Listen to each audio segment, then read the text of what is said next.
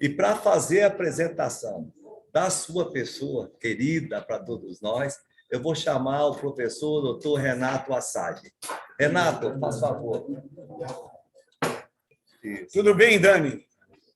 Está me ouvindo? Marhaba, primo. Tudo bom? Tudo bem. Dani, satisfação imensa em tê-lo conosco. Muito obrigado pela sua disponibilidade. Eu acho que vai ser uma honra para nós ouvir os seus conhecimentos. O tempo não é tão suficiente, talvez a gente repita aí essa reunião, outras oportunidades, né? Então, eu gostaria de poder contar contigo nas futuras reuniões aí da Trombada Cultural da MLB. Eu queria tomar a liberdade de apresentá-lo. É uma satisfação imensa ter uma autoridade de Minas Gerais e do Brasil na nossa reunião cultural. Para os colegas que estão aqui, para os colegas que vão nos assistir pelo YouTube, o professor Dani Zahreddini é doutor em Geografia e bacharel em Relações Internacionais pela PUC de Minas Gerais. E, se não me engano, atualmente você é diretor do Instituto de Ciências Sociais da PUC, certo? E professor adjunto do Departamento de RI, de Relações Internacionais, membro permanente do Programa de Pós-Graduação em Relações Internacionais.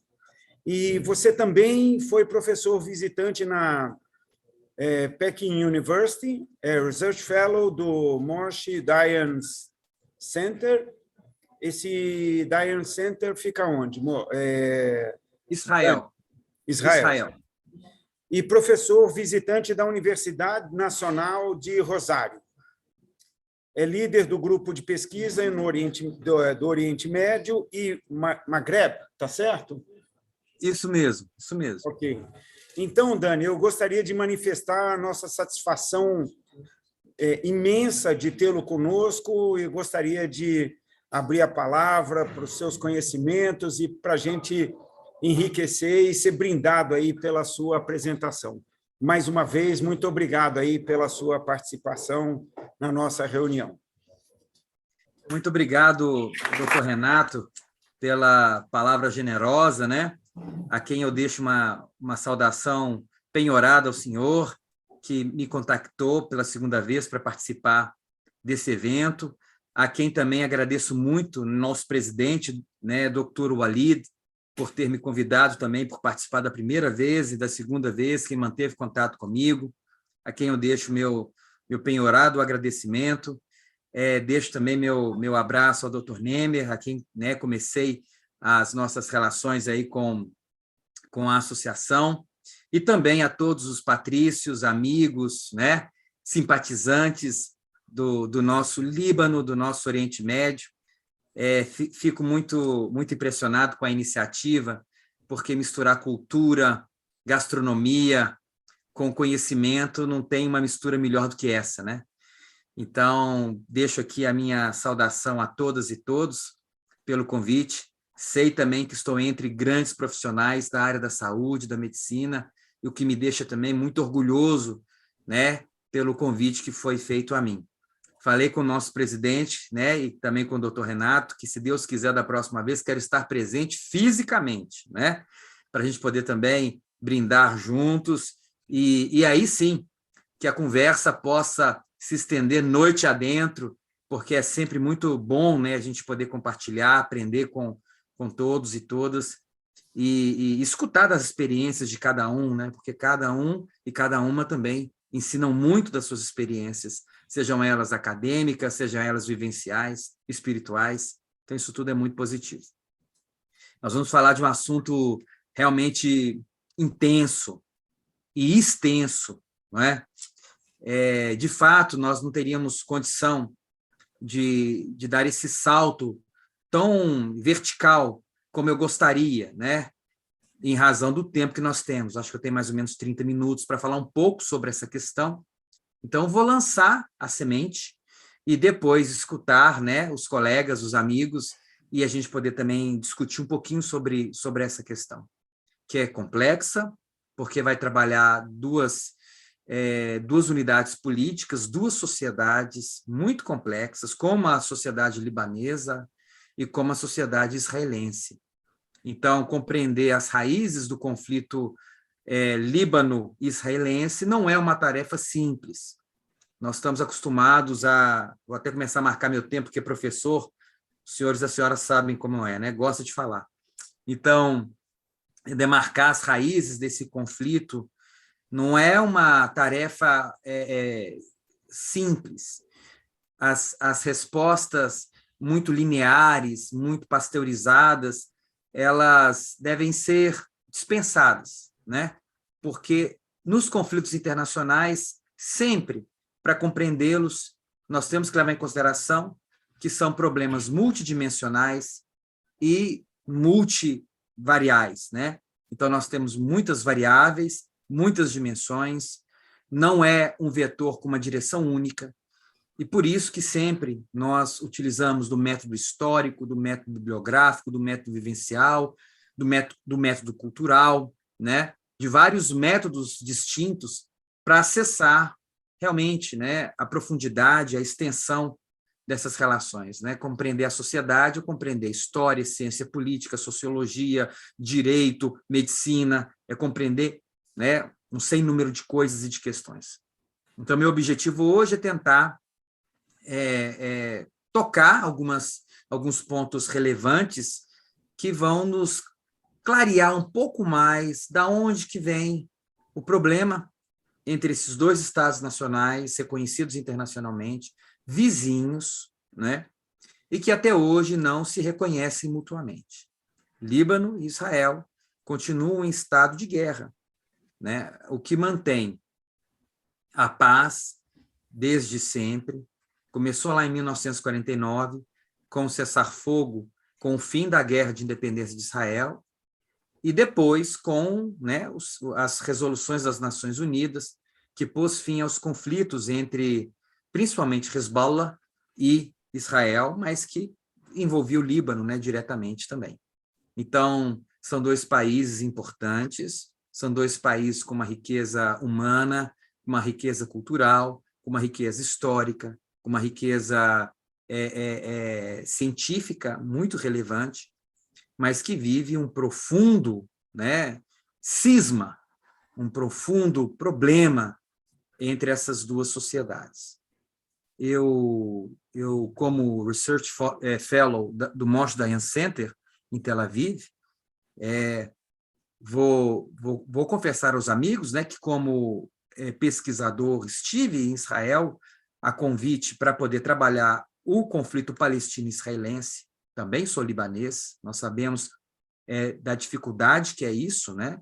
Talvez o Líbano seja o país que tenha a legislação mais dura contra libaneses que visitam Israel, mas fui a trabalho e a pesquisa, e ali senti em vários pesquisadores, em várias autoridades, o interesse de aproximação com o Líbano. E esse interesse não é de agora, né? Esse interesse é histórico. Mas existem profundos problemas que ainda impedem que isso possa acontecer. Eu vou discutir isso, um pouco disso com os senhores e com as senhoras, né? Eu começo dizendo, né, da própria complexidade dessas duas sociedades. A sociedade libanesa, ela nasce ali, né, como resultado de um processo antigo, desde do Emirado do Monte Líbano, passando pelo Pequeno Líbano, depois, né, pela criação do Grande Líbano, com o general Gouraud, e por fim, com a nossa independência em 1943. E é uma sociedade linda, mas muito complexa, porque ela é multicultural, ela é multirreligiosa, ela é multiétnica, e não é só complexa em razão disso.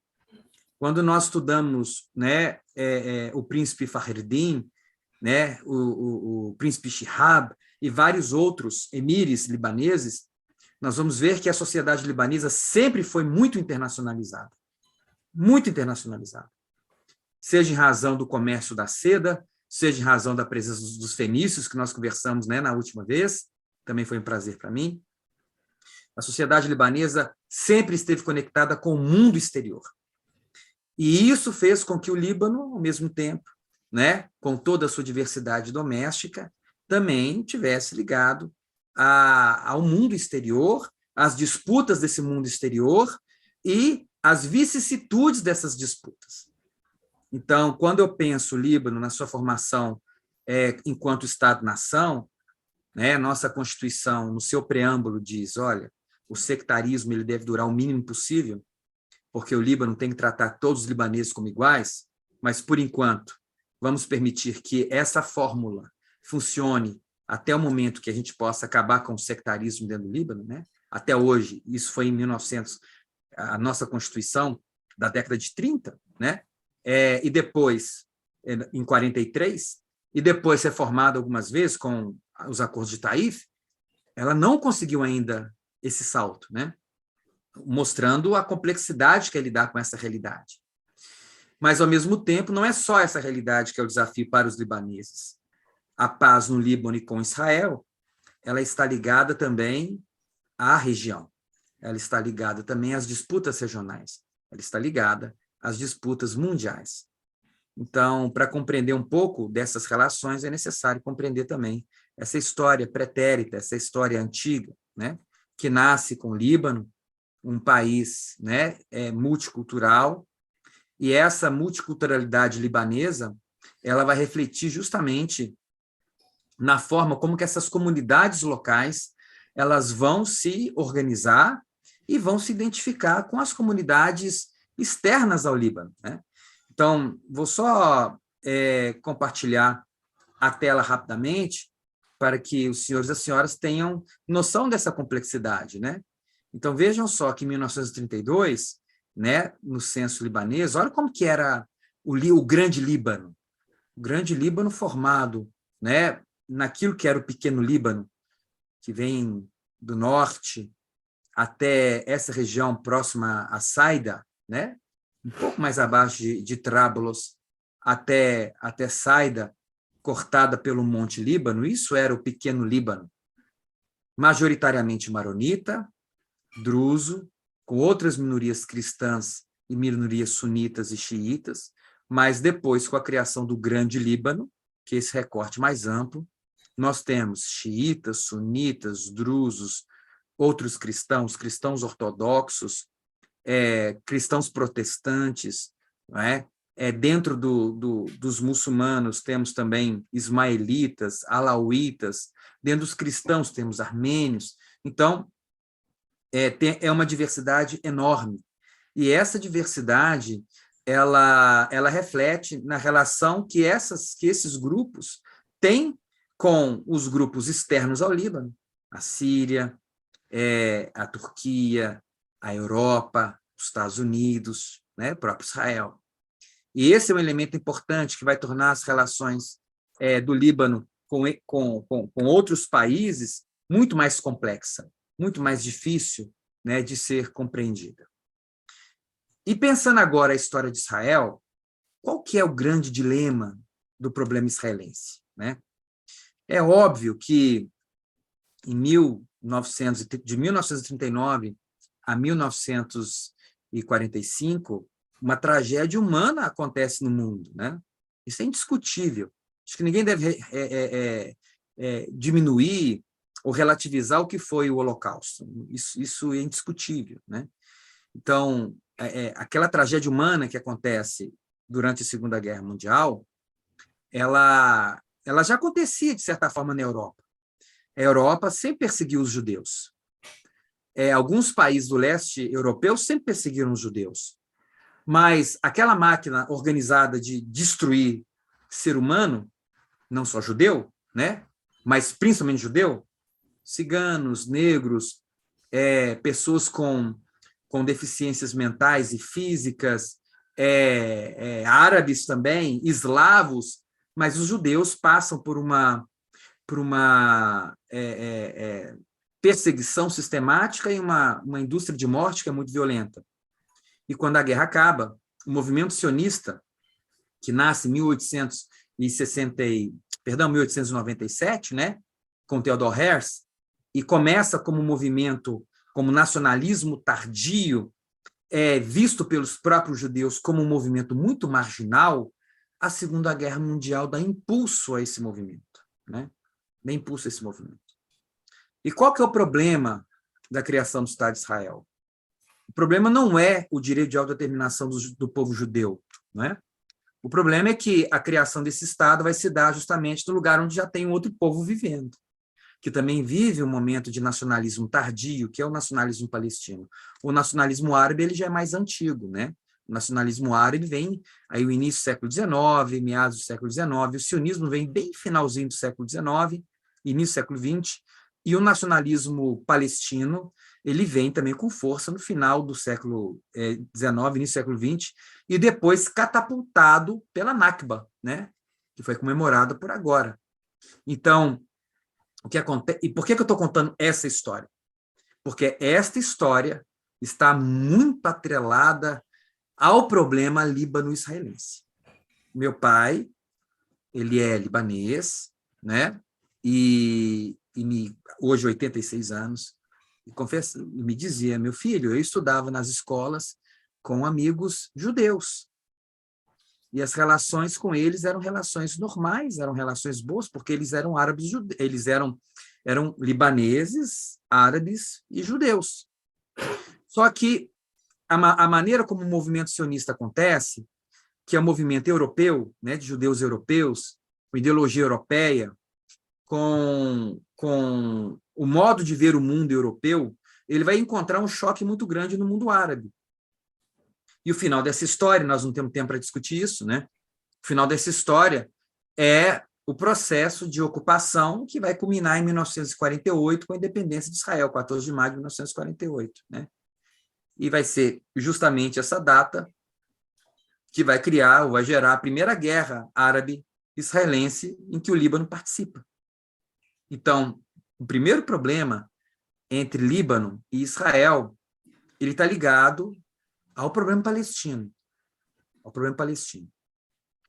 E o problema palestino dentro do Líbano, ele vai encontrar espaços com uma aderência maior para os palestinos ou com aderência maior para a narrativa israelense.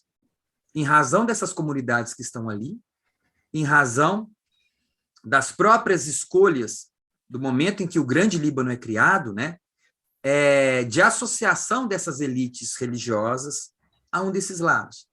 Qual que foi o grande desafio da criação do Líbano como Estado Nacional em 1943, que foi o Pacto Nacional, né? Foi que, para criar um Líbano que fosse minimamente viável, só manter o pequeno Líbano, só manter, né, a região do Monte Líbano, 4.000 quilômetros quadrados, era muito limitante. Em razão disso, a França ela vai, então, imaginar e vai apoiar a criação de um Estado que tinha 10.425 quilômetros quadrados, um Estado maior. Mas a expansão desse Estado acarretava ocupar partes daquilo que era conhecido como a Grande Síria, como o Vale do Bekaa, cidades que eram majoritariamente muçulmanas, como Trípoli e Saida, e isso muda o balanço de poder demográfico dentro do Líbano.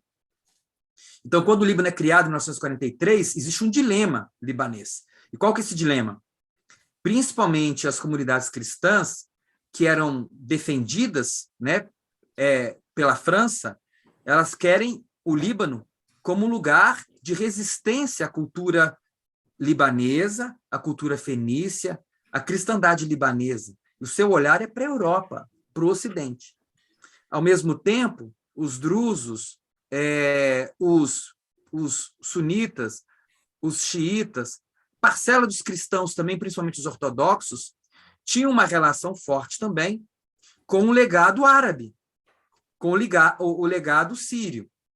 E esse movimento criou, então, um país que, pelo Pacto Nacional, consegue encontrar um caminho, que o Líbano é um país independente, mas que não abre mão da sua raiz árabe, mas que não vai ser absorvido por nenhum país árabe. Ele vai ser um país independente que se permite se associar ao mundo ocidental também.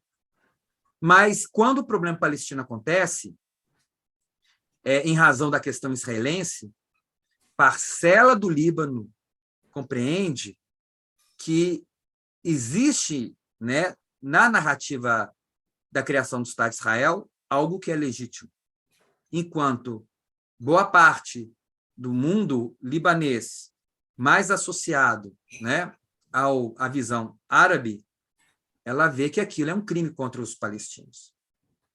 Então, esse é um outro elemento muito importante para a gente poder compreender a questão libanesa e israelense. Porque é uma tragédia o que acontece com os palestinos, de fato, não é? E quando a gente observa, por exemplo, isso que eu vou mostrar agora, esse processo de ocupação de Israel, né, desde o mandato britânico da Palestina, 1917 a 1939, né, nesse momento, o que eu vejo é que os pontos ocupados pela população judaica, eles são pequeniníssimos, né? 3% de judeus, em 1917, ocupava ali esse espaço. Quando o tempo passa, o que nós temos é uma mudança significativa, porque é uma ocupação que aumenta, mas a ocupação do território ainda é pequena. De todo modo, em 1900, vamos colocar aqui, né, de 1920 a 1930, essa ocupação aumenta. Em 1947, com todo o esforço que é feito pelas forças sionistas e a complacência dos britânicos, eles chegam a 33% da população da Palestina, mas ocupam só 6% daquela região.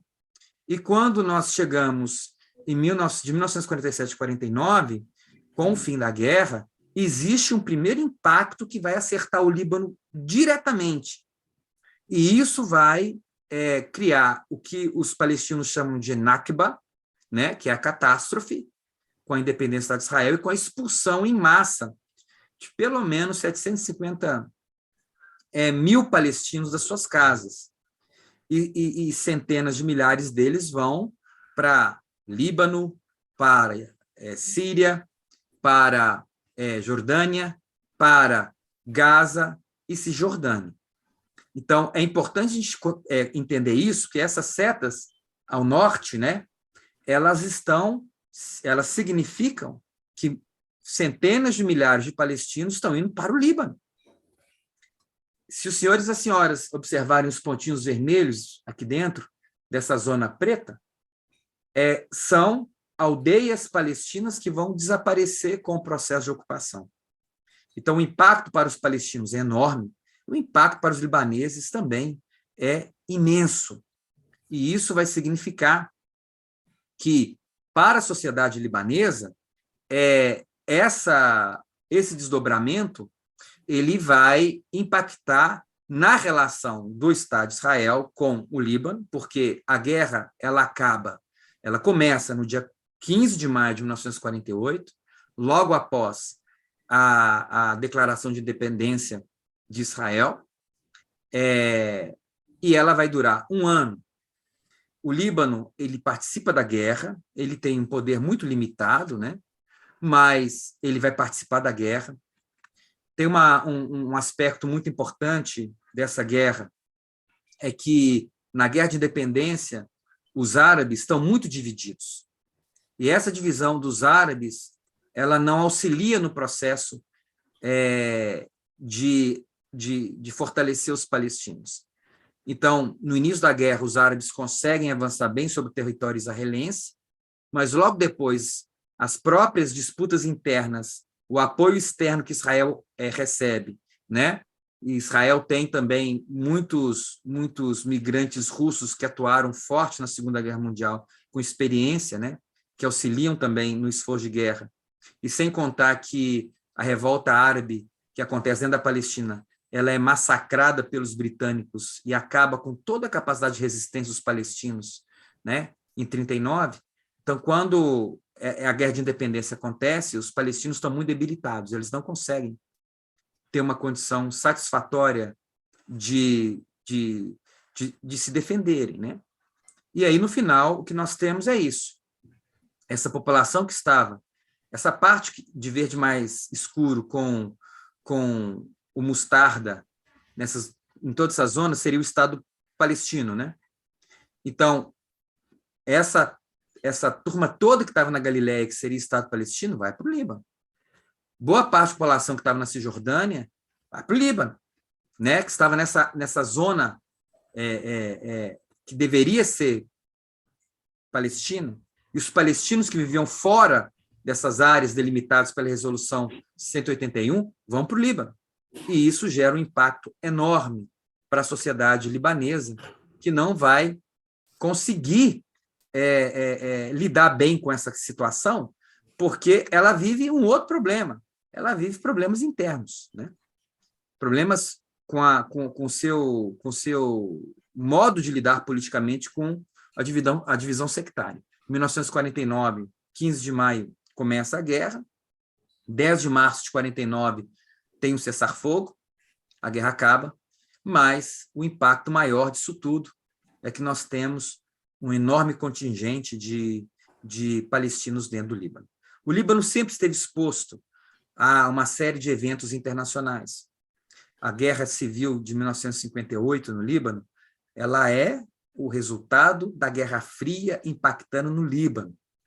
Como que o Líbano, dependendo do seu presidente, dependendo do seu humor doméstico, se alinhava mais com uma política estadunidense, se alinhava mais uma política soviética. Em 1958, o presidente Camille Chamoun, ele tinha uma política de aproximação com os Estados Unidos, via com mais bons olhos Israel, e, ao mesmo tempo, nós estamos falando do momento de força total do nasserismo, do panarabismo. Então, havia uma disputa forte dentro do Líbano, de partidos muçulmanos, drusos, de um lado, e de outro lado, claro, majoritariamente, estou falando majoritariamente, do outro lado, de partidos cristãos, né? E isso sempre polarizando essas disputas entre libaneses, né? A sociedade libanesa, e, posteriormente, como que isso vai acarretar dilemas profundos com a sua relação com Israel. A situação em 58 fica tão tensa que o presidente Camille Chamoun pede auxílio aos americanos que enviem uma força para poder tentar organizar a situação interna, porque era uma guerra civil que estava acontecendo, né? E aí, com a intervenção israelense, com a intervenção dos Estados Unidos, consegue-se, então, organizar aquele cenário, né? E aí você tem alguns anos de sossego. Mas a Guerra dos 6 Dias ela vai ser um novo momento que vai criar no Líbano um Estado calamitoso. Imaginem só, o Líbano, um país que possui 18 comunidades étnico-religiosas oficiais e que vai, na Guerra dos 6 Dias, né, lidar com uma outra questão, que é o acúmulo ainda maior de refugiados palestinos dentro do Líbano. Então, o que nós vemos aqui nesse mapa quanto maior a esfera, maior o número de refugiados. E aqui o que nós temos numa esfera grande, na esfera maior, um campo de refugiados com 100 mil pessoas. Imaginem só, 100 mil pessoas. Um Líbano que é um país relativamente pequeno, impactado violentamente pela entrada cada vez maior de refugiados palestinos. E aqui nós conseguimos ver alguns desses campos oficiais das Nações Unidas, né? A ONU vai ter aproximadamente 16 campos de refugiados, que são campos oficiais. E ali a política fervia. O que eu estou querendo demonstrar? Estou querendo demonstrar que o problema libanês com o problema israelense, daqui a pouco nós vamos falar, né, da intervenção israelense de 1978, nós vamos falar da invasão de 1982, nós vamos falar, né, do fim da Guerra Civil Libanesa, mas da presença ainda de Israel no sul do Líbano. Isso tudo, né, ela tem o lastro eu não vou dizer que a única questão é essa, mas uma questão muito importante que explica com muita força, né, o dilema palestino, o dilema israelense, o dilema libanês, é a própria o momento não resolvido, né, entre Israel e Palestina.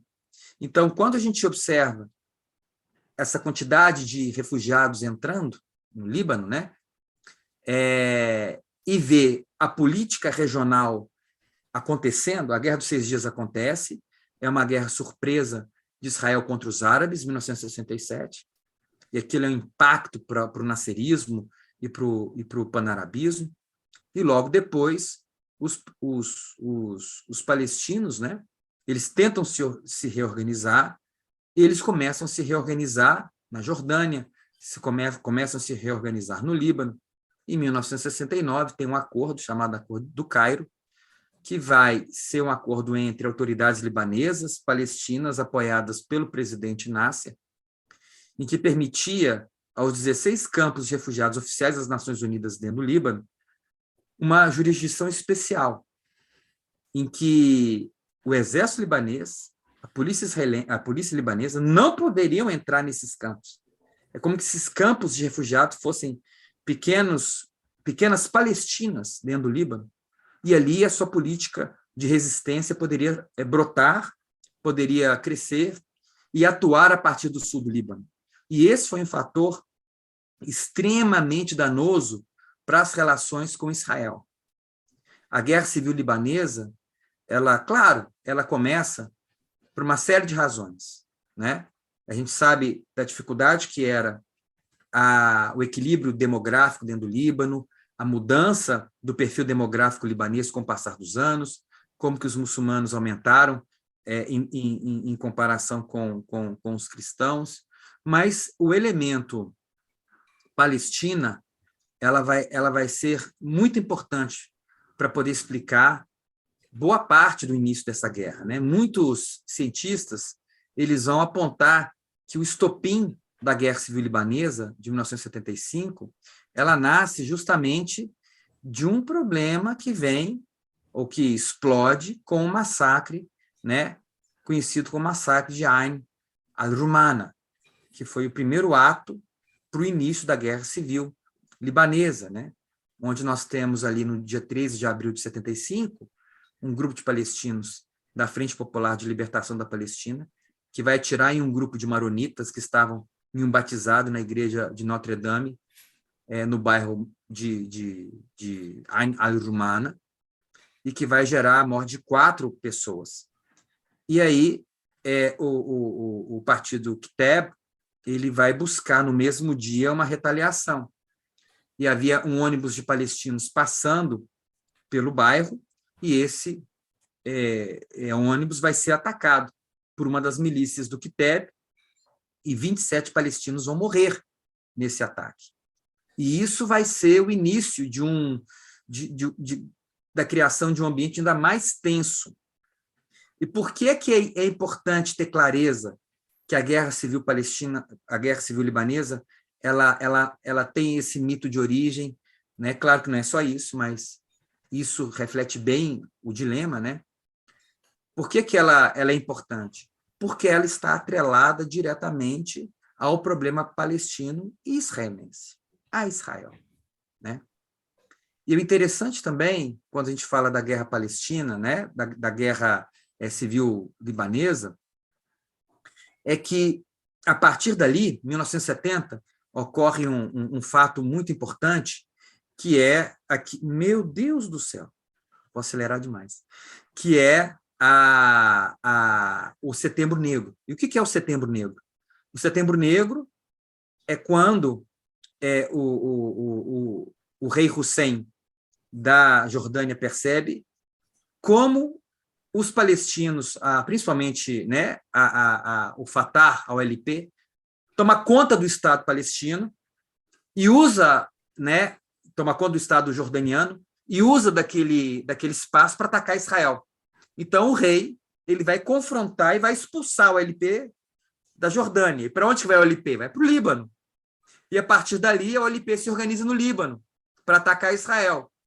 E daí que vem 1978, a invasão israelense de 1978, daí que vem 1982, a invasão israelense do Líbano em 1982.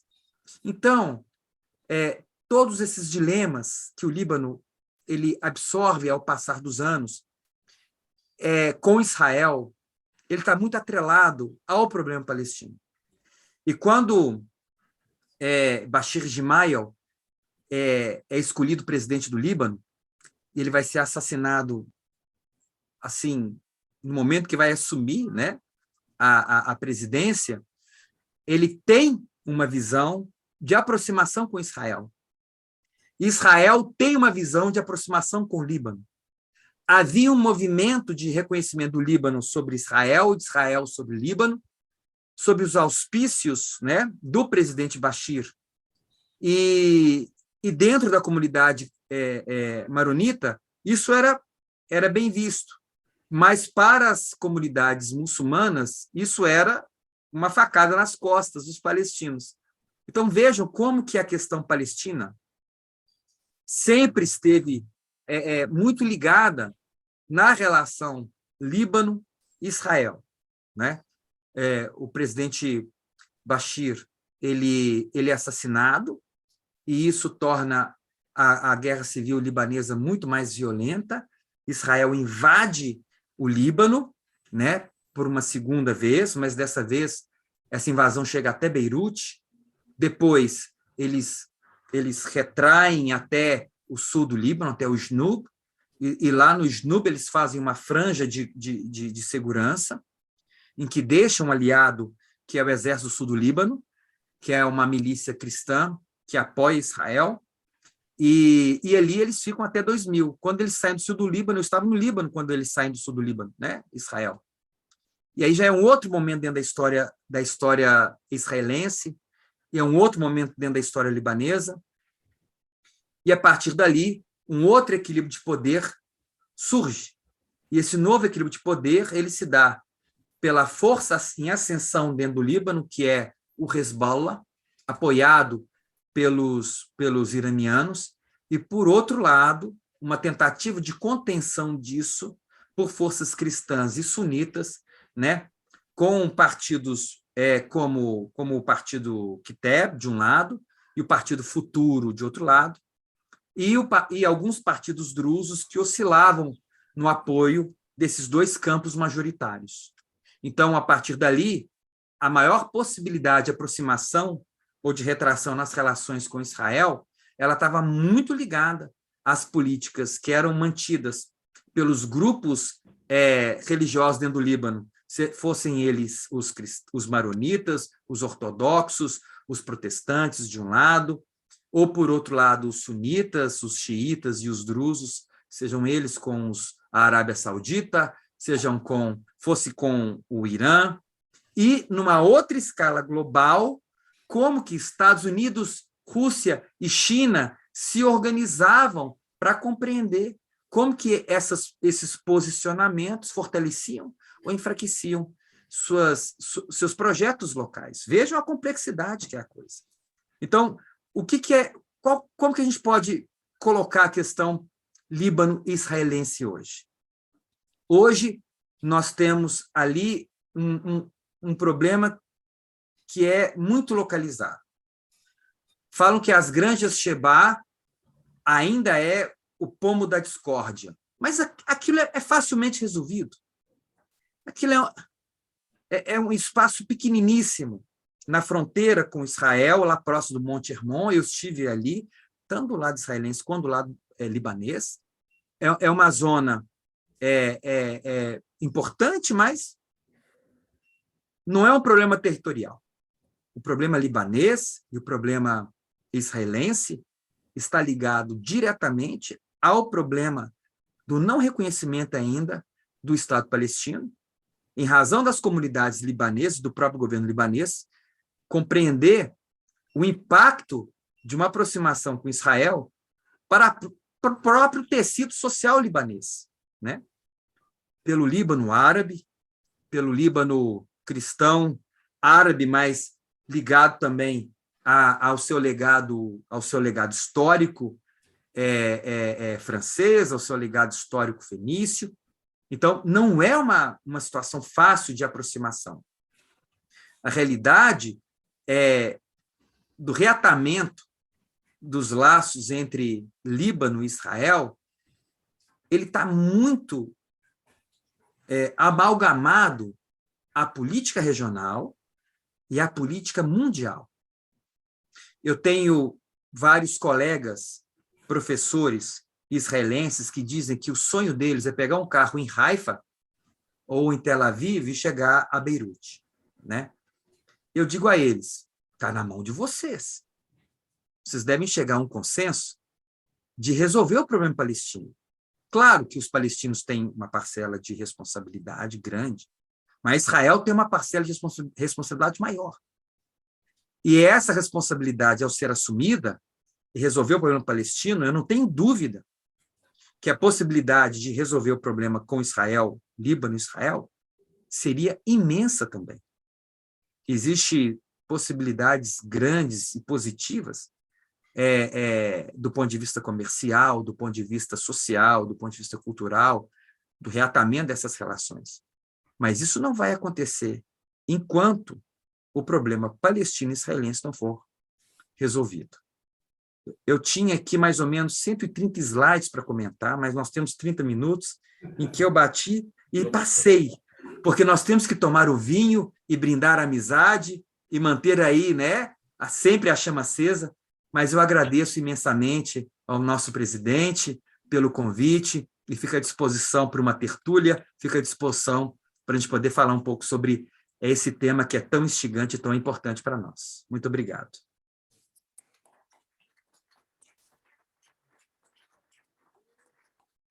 Muito obrigado, Dani. Um assunto bastante complexo, conforme você iniciou a sua apresentação, que com certeza, né, caberão em outros eventos socioculturais, que é a nossa trombada cultural, as futuras que virão, e inclusive com espaço para perguntas, né, que tem, obviamente, muita pergunta, né, do pessoal, mas pelo tardar da hora, né, eu deixaria as perguntas para um outro momento e a gente está mais preparado do ponto de vista tecnológico, né, para a gente não atrasar como atrasamos hoje. Muito obrigado, Dani. Uma excelente noite para você. Tá? Renato, quer falar alguma coisa? Por favor. Dani, muito obrigado aí pela sua participação. Eu, assim, tenho certeza que tem inúmeras perguntas. Eu não sei se seria possível a gente liberar alguma pergunta para É melhor não, deixa uma outra vez. Tá, então fica aqui a convocação para você participar de um outro evento, provavelmente em agosto. E, de preferência, vamos tentar organizar de você estar presente aqui para poder nos brindar, não só com sua palestra, mas como também pela sua honrosa presença aqui conosco. Eu acho que é importante esse contato e essa troca de informações.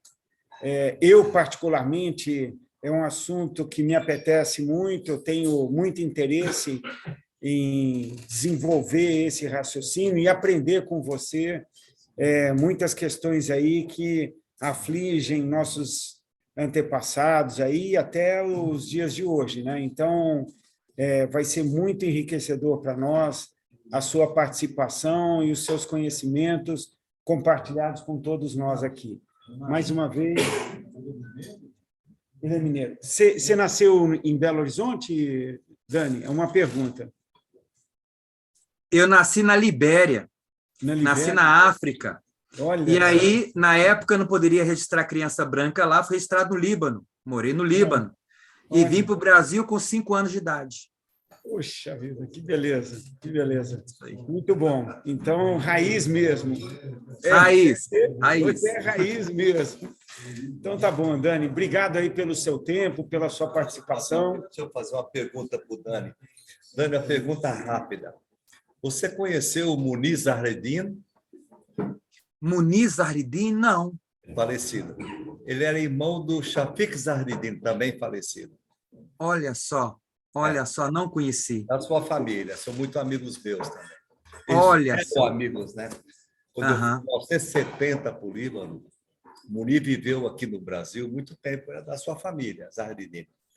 E quando eu cheguei lá, tinha 17 anos de idade, e o Munir apresentou muita coisa, né, do Líbano para a minha família. E era da sua família. Que bacana. Boa Que notícia noite. boa.